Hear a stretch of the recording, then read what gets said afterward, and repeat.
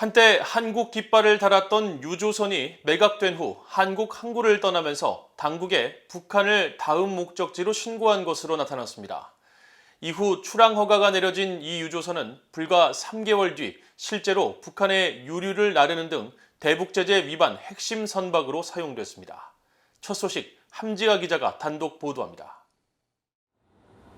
현재 국제사회에서 가장 많은 대북제재 위반을 저지르고 있는 선적 미상의 유콘코어입니다.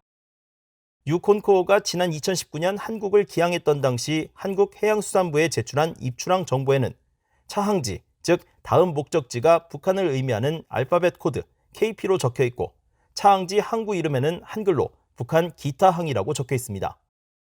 이후 유콘코어는 차항지가 북한으로 적힌 내용을 토대로 3월 22일 출항 허가를 받은 뒤 한국을 떠났습니다. 이후 뉴콘코어는 불과 3개월 만인 2019년 6월부터 공해상에서 불법 환적을 저지르는 모습이 포착되기 시작했습니다. 2020년부터는 직접 유류를 싣고 북한 남포에 입항을 하는 모습이 보였으며 같은 해 중순에는 또 다른 선박의 이름과 등록 정보를 도용해 국제해상에 나타나기도 했습니다.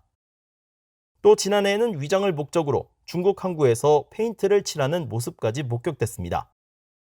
이에 따라 뉴콘코어는 2020년 이후 유엔 안보리 대북제재위원회 전문가 패널에 연례와 중간 보고서 5개 모두의 이름을 올리면서 대북제재 권고 대상 선박으로 매년 지정되고 있습니다. 만약 한국 정부가 차항지를 북한이라고 보고한 뉴콘코어의 출항을 허락하지 않았다면 이 선박의 대북제재 위반 행위도 미리 차단될 수 있었던 셈입니다.